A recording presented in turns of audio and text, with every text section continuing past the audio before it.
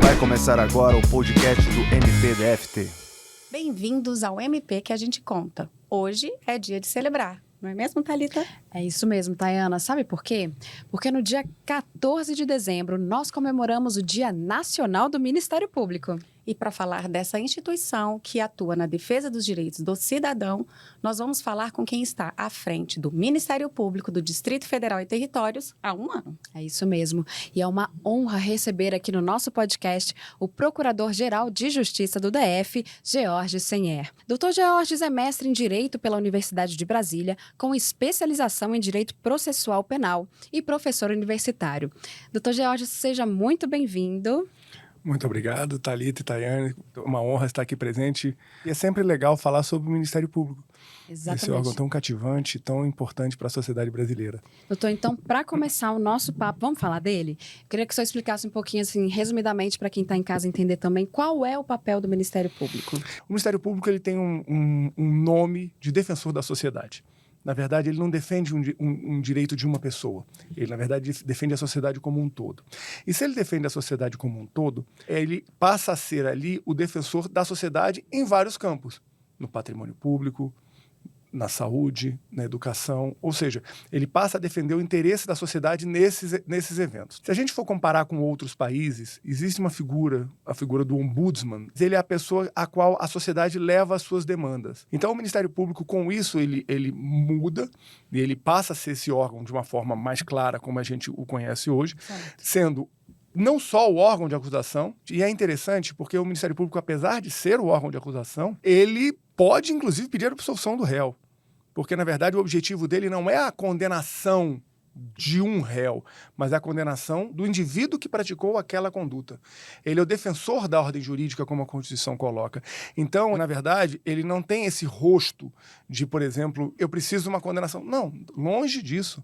O Ministério Público, na verdade, ele precisa condenar aquela pessoa que praticou aquela injustiça, podendo, inclusive, recorrer em favor daquela pessoa, caso ele entenda que aquele réu não deveria ter sido condenado ou alguma coisa nesse sentido. Mas, além disso, ele tem essa atribuição muito maior hoje, que envolve a defesa dos interesses individuais homogêneos, dos interesses difusos, dos interesses coletivos, ou seja, os interesses da sociedade como um todo. E isso é muito importante, isso consolida o Ministério Público exatamente nessa atribuição e nessa participação junto à sociedade do Distrito Federal e do Brasil inteiro. Então, seria praticamente essa a diferença em relação à Defensoria Pública? Sim. A grande diferença que nós poderíamos colocar é a Defensoria Pública, ela defende originariamente interesses individuais. Certo. E uma característica importantíssima é que a Defensoria Pública defende os interesses individuais de pessoas hipossuficientes, ou seja, as pessoas que não tenham condições de arcar com um advogado. É muito importante que a Constituição Federal ela estabelece o direito ao acesso à justiça. E quando ela fala de acesso à justiça, a Defensoria Pública tem esse papel importante de permitir àquele que não teria capacidade financeira de arcar.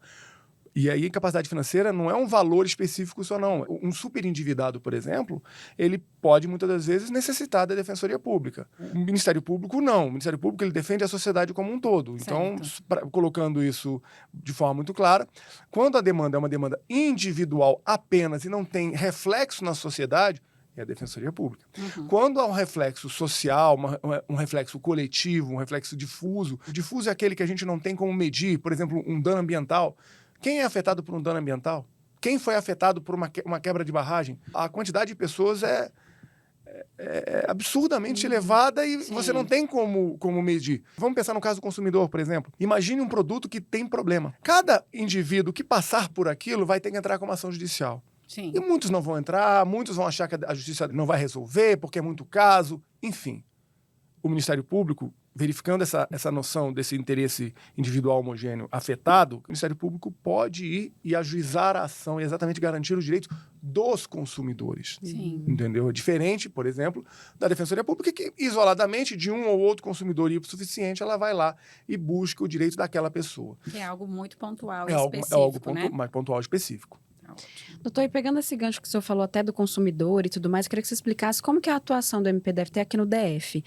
A questão das promotorias, enfim, como que a gente atua? Nós temos cerca de 300 promotorias no Distrito Federal, distribuídas nas nossas sedes, nas RAs espalhadas ao longo do Distrito Federal, aqui em Brasília, né, além de promotorias especializadas. Quais são essas promotorias especializadas?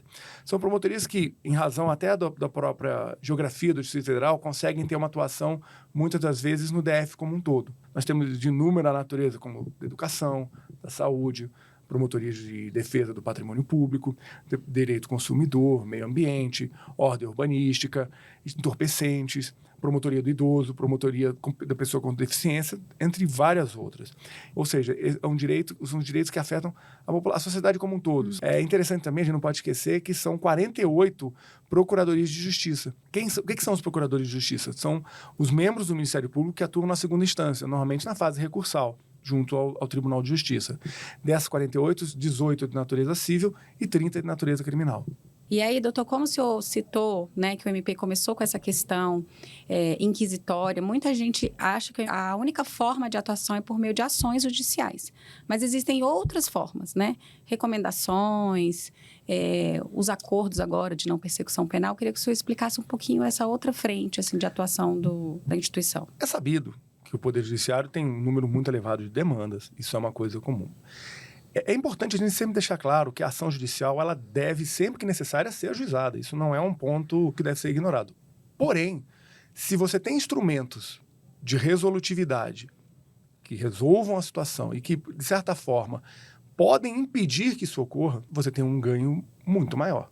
Então, nós temos alguns exemplos que a gente pode colocar. O acordo de não persecução penal, por exemplo, é um acordo que, em casos os quais o Código de Processo Penal permita, em que o Ministério Público pode verificar daquelas condições, antes de ajuizar a ação, fazer um acordo de não persecução penal com aquele indivíduo. Normalmente, o fato dele ser primário, o crime não ter um nível de gravidade, para exatamente ter uma resposta mais rápida e, muitas das vezes, mais eficiente. Porque, para termos um parâmetro, hoje no Brasil, a pena até 4 anos é regime aberto. Então, o acordo de não persecução penal mira muito casos, nessa ideia de crimes cuja pena, em regra, chegariam até 4 anos. Então, a ideia já que ele vai estar no regime aberto, não seria melhor você fazer um acordo em que ele já teria uma resposta mais rápida, precisa, e muitas das vezes sem o judiciário ter que entrar naquela seara. Por exemplo, o indiciado, ele confessando a conduta, entendendo que praticou aquele ato. E, é claro, o indivíduo que tem muitas passagens, ele não tem nem o direito disso. É só para a gente poder entender a diferença de uma situação para outra. E quando a gente fala, por exemplo, da recomendação, o que é a recomendação? É o Ministério Público informar que isso deve ser feito ou isso deve deixar de ser feito. Com isso, você estabelece uma ponte de diálogo. Sim. É muito importante, às vezes, a recomendação para você dizer, olha, não faça isso, faça aquilo, olha, está fora do campo da legalidade determinada ação. Em tal ponto, né? Em tal ponto. Então, isso é importante para que o agente, e com um determinado prazo, para que ele conserte, ajuste ou justifique. Então,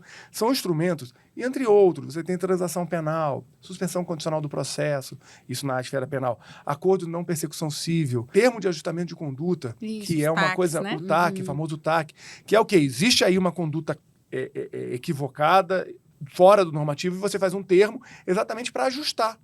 Olha, ao invés de eu entrar na justiça e forçar que eu consigo no termo aquele resultado. Mas esses instrumentos permitem que você tenha uma possibilidade de uma resolução, não necessariamente por meio da decisão judicial. Agora vamos falar um pouquinho sobre a sua gestão, doutor. Tayana, deixa eu te falar uma coisa.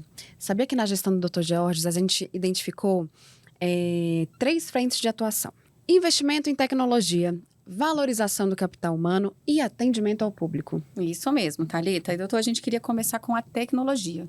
A gente queria que o senhor citasse um pouquinho sobre a questão da modernização do MP, modernização dos sistemas, o que isso tem trazido de benefício para o trabalho e para a sociedade. Quando a gente fala de tecnologia, na verdade, ela está em todo lugar. Aqui é uma prova clara da tecnologia.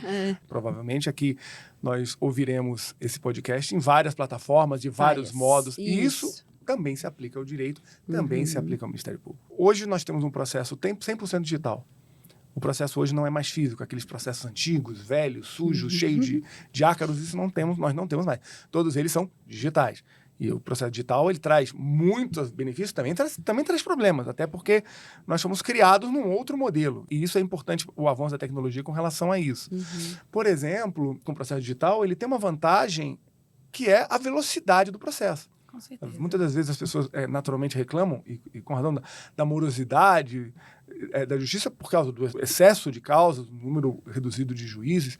Mas, enfim, o processo digital faz com que você tenha uma manifestação num dia e, muitas das vezes, a resposta no mesmo dia. No mesmo dia. Antigamente, isso era impossível, porque você teria que fazer a manifestação, chegar até o judiciário. Claro que numa causa urgente, urgentíssima, você iria fisicamente até o fórum, esperando ver o que o juiz ia decidir. Hoje, você tem uma manifestação, uma atuação judicial, dependendo da outra parte, falou, e você recebe no mesmo dia. Isso é uma coisa... Que legal, você tem que né? estar preparado para isso. Mas isso exige uma preparação É também. verdade. Na verdade, o sistema de informação, especialmente de informação pública, eles são muito grandes. Nós temos muitos dados sobre as pessoas hoje. Então, quando a gente consegue agilizar isso, consegue ter informações mais rápidas, por exemplo, se nós tivermos bancos de dados mais eficientes para localizar as pessoas, isso é uma coisa muito importante para que a gente tenha uma justiça mais rápida, porque muitas vezes a morosidade hoje acaba decorrendo de situações como... eu não consigo localizar a pessoa que eu quero ouvir, eu não consigo realizar aquela audiência, e hoje você pode, em tese, realizar audiência em qualquer lugar. As próprias audiências são virtuais. Então, isso faz com que você tenha essa celeridade, e isso é muito importante, a gente investir exatamente para melhorar a infraestrutura de tecnologia, melhorar especialmente a infraestrutura de dados. Quando a gente tem informação, e voltando, informação clara, informação limpa, informação que está disponível, e a gente consegue agregar, a gente melhora, inclusive, a qualidade para o cidadão. Por exemplo, a gente poder saber onde eu tenho vaga numa escola. Então, se o cidadão pode ter essa informação, e a gente está investindo nisso, onde tem leito de saúde, onde estão medicamentos, a gente ter esses dados, a gente permite ao cidadão o acesso. Ele simplesmente vai saber, bem, meu filho não está matriculado na escola, eu sei que tem vaga na escola 8. Então eu vou na escola 8 e lá eu consigo resposta. Acontece um número de crimes muito grande numa determinada rua. Tem algo errado. Sim. Auxiliar, inclusive, a Investigar, polícia né? nesse trabalho, porque tem algo errado. Então, você consegue, com isso, ter um trabalho melhor, inclusive de pesquisa. Então, no fundo, quanto mais nós tivermos acesso a esses dados, e aí nós, eu falo Ministério Público, mas a sociedade também, a sociedade usufruir desses dados, no sentido de poder ter um mapa social, qual traz as questões de saúde, educação, de segurança, isso são pontos cruciais para a gente. Ou seja, são coisas que a sociedade como um todo é beneficiada. Sim. E aí o Ministério Público está cumprindo claramente com a sua missão. Então, tem esse envolvimento com a tecnologia da informação a ponto de querer fazer com que isso se torne ainda mais claro. Não se esquecendo, por exemplo, da inteligência artificial, que está chegando, mas sem jamais substituir qualquer uma dos personagens. Seja o promotor, seja o servidor, seja... E aí o judiciário, na verdade, ela vem para auxiliar. né? E exatamente fazer com que o quê? Com que eu consiga fazer leituras mais rápidas de processo, para que eu tenha dados mais rápidos, e aí com isso eu consiga, por exemplo, reduzir o tempo de um processo judicial, dar uma resposta mais rápida à sociedade como um todo. Doutor, então falamos de tecnologia, agora vamos falar do nosso capital humano. O que o senhor, na sua gestão, tem feito para valorizar, né, os servidores do MPDFT? Bem, o Ministério Público tem belos prédios, belas estruturas, mas o que mais vale aqui são as pessoas. São os promotores, são os analistas técnicos, colaboradores, todos. Porque é importante que todos se sintam bem no local de trabalho. Nós passamos a maior parte da nossa vida, muitas das vezes, no trabalho. Seja ele presencial ou até mesmo telepresencial, né? Porque isso é uma forma, muitas das vezes, em que você tem um trabalho melhor. Na verdade, se você tem um desenvolvimento de tecnologia da informação, você permite, por exemplo, o teletrabalho. Lembrando que o teletrabalho continua sendo um trabalho e continua sendo a prestação de serviço realizada por aquele servidor.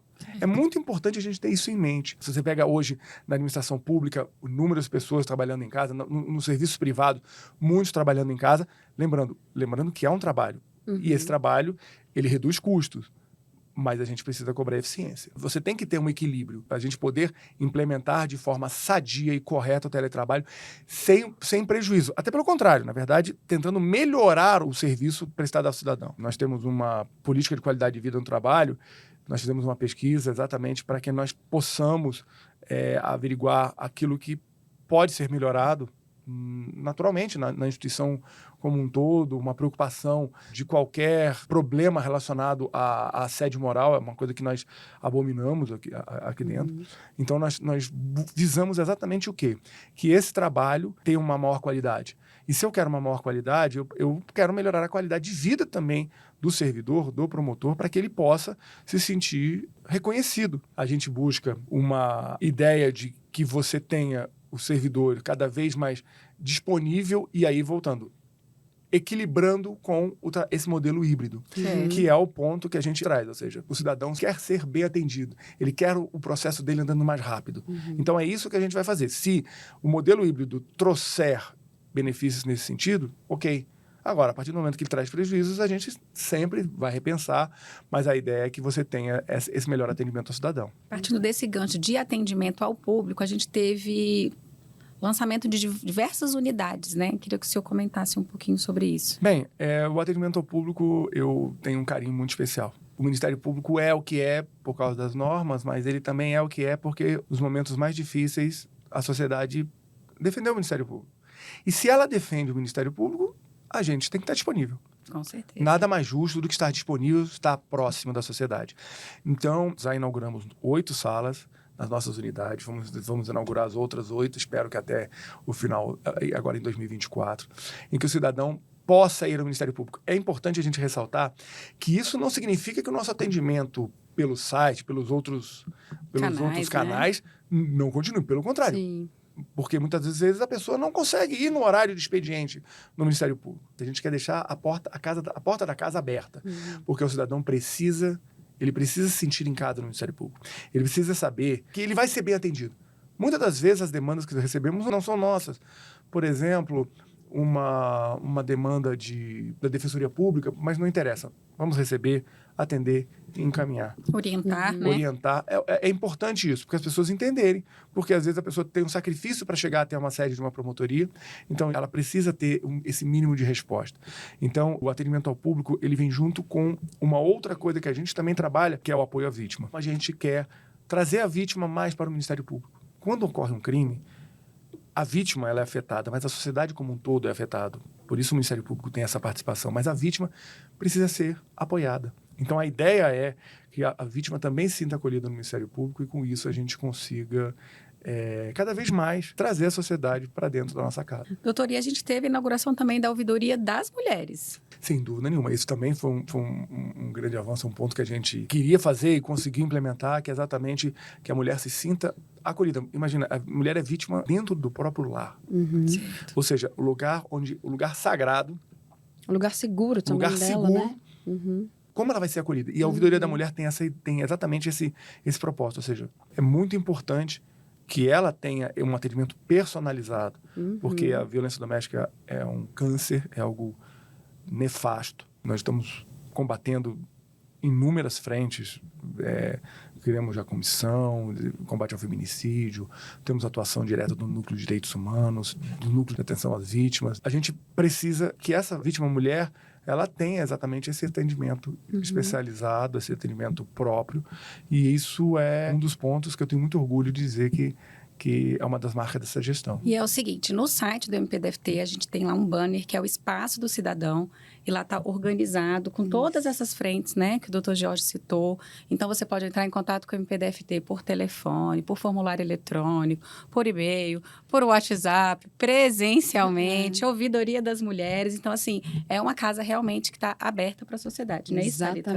Exatamente. Doutor, então, o senhor completou 1 ano de gestão à frente do MPDFT, agora no último dia 12 de dezembro. E eu queria saber, assim, quais são as outras iniciativas que merecem destaque, assim, nesse período, que você acha? Nós estamos fazendo algumas mudanças estruturais, exatamente para a gente se adaptar a esse mundo moderno, que é a questão do processo eletrônico, a gente fazer uma reestruturação, tentar fortalecer os promotores em si, da área fim. A gente está valorizando também a área da autocomposição. Nós temos a SEMA, que é um menino dos olhos do MPDFT, que é a Central de Medidas Alternativas. Então, quando a gente associa tudo isso, é exatamente essa resolutividade, dá uma entrega maior ao cidadão de forma rápida, ou seja, ele ter uma restauração daquela situação de forma mais rápida, de forma mais eficiente. Isso é muito importante. E aí, por isso, a gente está investindo muito nisso. E a gente quer investir no mapa social, melhorar ainda mais os mapas sociais. Hoje temos da saúde, da educação, da assistência social. Então, esses são pontos que eu acho que são muito importantes. E com muito orgulho de dizer que o Ministério Público foi o primeiro colocado no ranking de transparência nacional, ao lado de outros 5 ministérios públicos. Ou seja, além de tudo, com transparência. Quando eu falo, a transparência anda de mãos dadas com a democracia. Sim. Porque a partir do momento que a gente sabe o que está acontecendo, a gente fica tranquilo. E transparência resulta em confiança, resulta naquilo que eu já falei. O cidadão, ele vem ao Ministério Público, ele confia que o Ministério Público vai resolver. E se não resolver, tentou. E se, por um acaso, não era atribuição, pelo menos me encaminhou, me deu a informação orientou. correta. Então, são esses pontos que eu acho que são muito importantes para que a gente demonstre exatamente essa melhoria na agilidade do Ministério Público, na atuação do Ministério Público e na proximidade com o cidadão. É isso. Então, chegamos ao fim do nosso último podcast do ano. Dr. Georges, muito obrigada pela sua presença aqui na nossa casa. Eu que agradeço. É sempre uma honra estar aqui. Sempre bom esclarecer. Falar de Ministério Público, eu só peço desculpa por ter me cedido, porque é sempre uma paixão. Então, com isso, você acaba falando. Mas eu é que agradeço realmente o convite. E a gente se despede desejando boas festas, né, para todo mundo, e que ficaremos aqui com o compromisso de continuar em defesa do cidadão. É isso mesmo. E se você quiser saber mais sobre a atuação do MPDFT, é só entrar no nosso site, mpdft.mp.br e, obviamente, né, gente, seguir a gente em todas as redes sociais. Então, até o ano que vem. Tchau, tchau. Até logo. O MP que a gente conta e você pode contar com a gente.